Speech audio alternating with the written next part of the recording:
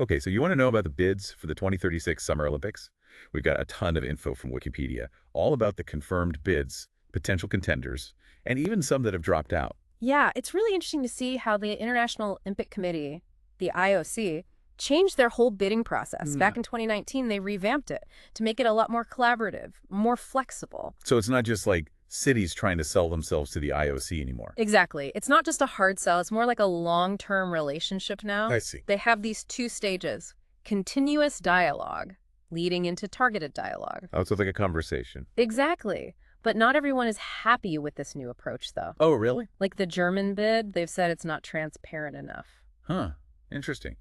Well, let's jump into the confirmed bids then. First up, Nusantara, Indonesia. That would be huge if they win. It would be the first Southeast Asian nation to ever host the Olympics. And Nusantara is a new city. It's still being built. Yeah, like a brand new capital, a real symbol of ambition. It seems like the president there, Joko Widodo, is really behind this bid.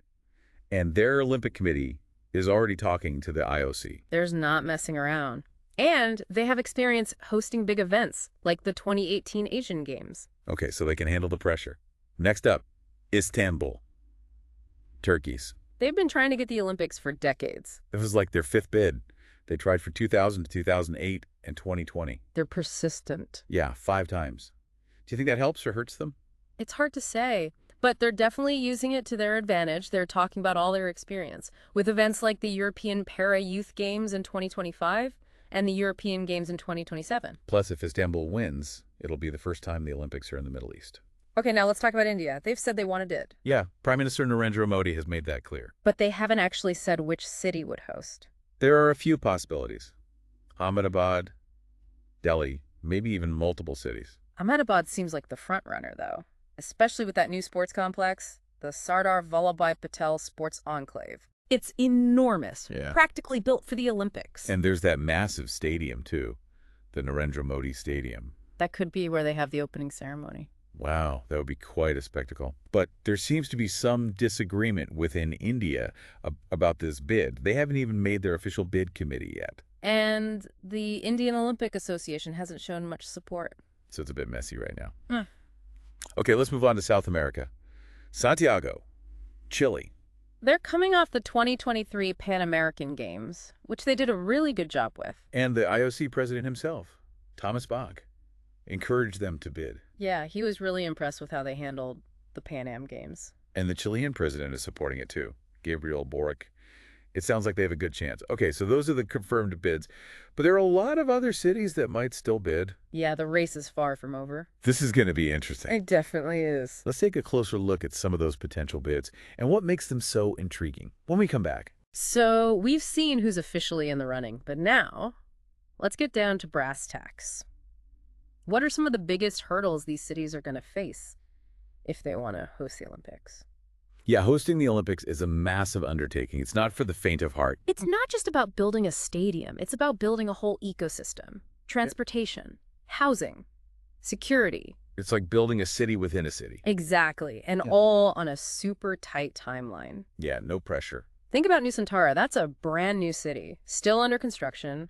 Can they really get everything done in time and on budget? That's a big question. Even for cities that already have the infrastructure, they're going to need upgrades, renovations. Not every stadium is Olympic ready. And then there's security. That's got to be a top priority. Absolutely. The Olympics are a huge target. Cities need to prove they can keep everyone safe.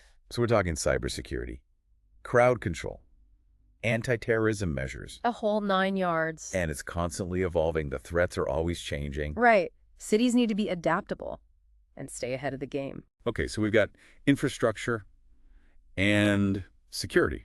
What else? Well, the environment is a huge factor these days. The IOC is really pushing for more sustainable games. As they could. Reducing carbon emissions, minimizing waste, protecting local ecosystems. It's not just about those 2 weeks of competition. It's about the long-term impact. Exactly. Host cities need to be thinking about the legacy they're creating. What happens after the athletes go home? Will these games benefit the city in the long run? Will they create jobs, boost tourism, improve the quality of life for residents? It's about more than just buildings and infrastructure. It's about creating a positive impact. Absolutely. The Olympics can be a catalyst for positive change, But cities need to have a clear vision Yeah. and a plan for how to make that change happen. Okay, so we've talked about the challenges, but let's not forget about the potential benefits. Right. Hosting the Olympics can be a huge economic boost. We're talking about investment, tourism, job creation. It can put a city on the map, and it can be a catalyst for urban development. Think new parks, better transportation systems, revitalize neighborhoods. And there's that intangible benefit, too, that sense of civic pride. Absolutely. Bringing people together, showcasing your city to the world. It's a chance to shine. It really is. Okay, so let's say a city decides to go for it. What is the IOC actually looking for in a host city? Well, they have a whole list of criteria, but a few things really stand out. Obviously, the quality of the venues is important. I want to make sure those athletes have the best of the best. Right. State-of-the-art facilities, no compromises. But it's not just about the venues themselves, it's about experience. Have they hosted other big sporting events? Exactly. Do they have the organizational skills to pull this off? And then there's accommodations, transportation. Can they handle the influx of athletes, media, spectators? It's a logistical nightmare. It can be. And of course, there's the money factor. Can they afford it? The IOC wants to see a solid financial plan. They don't want to leave a city in debt. Right. No one wants a repeat of what happened in some past host cities. And just as important as the money is public support. Do the people actually want the Olympics? The IOC wants to see enthusiasm, not just from the government, but from the community as a whole. It's got to be a citywide effort. And finally, it all comes down to vision. What's the legacy they want to create? Do they understand the power of the Olympics and how it can transform a city? It's about thinking big picture. Exactly. It's about using the Olympics as a platform for positive change. Okay, I'm ready for some bid comparisons. What makes each of these bids unique? All right, let's start with Nusantara. Their bid is all about showcasing Indonesia's rise as a global power. It's their moment to shine. Exactly. Oh. And then there's Istanbul. They're playing up their experience and their strategic location. That bridge between Europe and Asia. Right. They're at the crossroads of the world. What about India? They're a bit of a wild card, but they're definitely ambitious. I love that they're thinking about incorporating traditional Indian sports. Yeah, that would be a great way to showcase their culture. Okay, what about Santiago? They're highlighting their success with the Pan American Games and their commitment to sustainability. They're all about responsible development. And then there's Egypt. They're going all out with that new sports complex. It's like they're building a whole new city. They're not messing around. And South Africa. They're taking a more measured approach, focusing on their existing infrastructure and their commitment to social inclusion. Back to Asia. Seoul is quietly building up their capacity. They're positioning themselves as a leader in technology and innovation. And Doha. They've got the experience, the resources. And the ambition. They're ready to make history. And finally, Riyadh, the newcomer, the one to watch. They're definitely shaking things up. It'll be interesting to see how their bid develops. Okay, back to Europe. Budapest is riding high on their recent success hosting World Championships. They're proving they can handle the pressure. And Italy. They're offering a unique two-city experience. Double the culture, double the Yeah. fun. And Copenhagen. They're doing their own thing. Sustainable, innovative, community-focused. I really admire their approach. It's a breath of fresh air. Okay, so we've got all these different bids with different strengths, different strategies, but at the end of the day, it's up to the IOC. Right, they're the ones who make the final decision. So what are they really looking for? Well, a few things will be especially important this time around. Sustainability is huge. They want to see cities that are committed to environmentally responsible games. So energy-efficient venues, eco-friendly transportation. Absolutely. And they're looking for strong financial guarantees. They want to make sure these games are financially viable. Right. No one wants to see a city saddled with debt. And just as important as the money is public support. Do the people actually want the Olympics? They want to see enthusiasm, excitement, a real sense of community ownership. It can't just be a political project. Exactly. And finally, it comes down to vision. What kind of legacy do they want to leave behind? The Olympics are more than just a sporting event.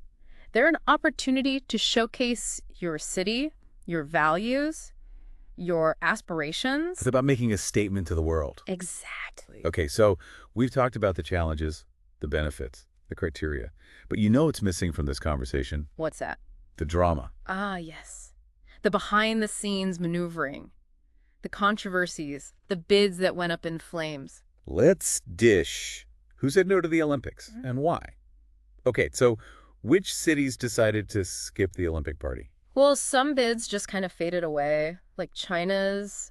They were talking about a joint bid from Chengdu and Chongqing, Oh, yeah. but it seems like they've moved on. Maybe they realized 2 host cities was a bit much. Maybe. Or maybe they're thinking about a different Olympics down the line. Right, they're always a contender. Then there's Madrid. They've tried so many times. I know, it seems like they're always in the mix. But after so many rejections, they're taking a step back. They're thinking about maybe 2040 or even later. I bet that's disappointing for the people in Madrid. Yeah, I'm sure it is. And then there's Odessa. In Ukraine, they had these big plans. But with the war going on, it's just not feasible. Yeah, that's really sad. It's a reminder that sometimes real-world events just overshadow everything else. What about London? They've hosted 3 times already? They were thinking about it. The mayor was interested. Yeah, city comp. But they decided to focus on 2040 instead. So maybe London will be back in the running. Maybe. Then there's Poland. Oh, yeah, what happened there? They were all set to bid. I thought they were serious about it. They were, but then a new government came in, and they pulled the plug. Wow, so a change in leadership. Yeah, basically the new prime minister said they weren't ready. Okay, so they're thinking about later games. 2040 or 2044. Interesting. What about Germany? They had that idea for a joint bid with Berlin and Tel Aviv. Oh, yeah. To mark the 100th anniversary of the 1936 Olympics. Exactly. It would have been really symbolic. But it seems like they've abandoned that idea. They're now thinking about a solo German bid for 2040. Which would be the 50th anniversary of reunification. Right. Another symbolic date. Okay, so no Berlin-Tel Aviv games. Not for 2036, at least. Who else said no? Barcelona considered it. Really? But they faced a lot of opposition from anti-tourism groups. I can see why. So they decided it wasn't worth it. And finally, Mexico. They were all in at first. Yeah, I remember they even announced an official bid. They did. But they ended up withdrawing. What happened? They said the competition was too tough, and they wanted to focus on other events, like the Pan American Games or the Youth Olympics. So they're not giving up on hosting a big event? Not at all. Just maybe not the Olympics, at least not for now. Wow, so many twists and turns. It's a lot more complicated than people realize. It really is. It's not just about sports. It's about politics, economics, social issues. The Olympics are a microcosm of the world. Well, I think we've covered just about everything. We've gone deep. We've met the contenders, explored the challenges, dissected the criteria, and even uncovered some Olympic drama. It's been a fascinating journey. It really has. And now we wait to see which city will win the ultimate prize. The 2036 Summer Olympics. It's going to be an exciting race to the finish. Absolutely. Thanks for joining us on this deep dive. It's been a pleasure. Until next time, stay curious.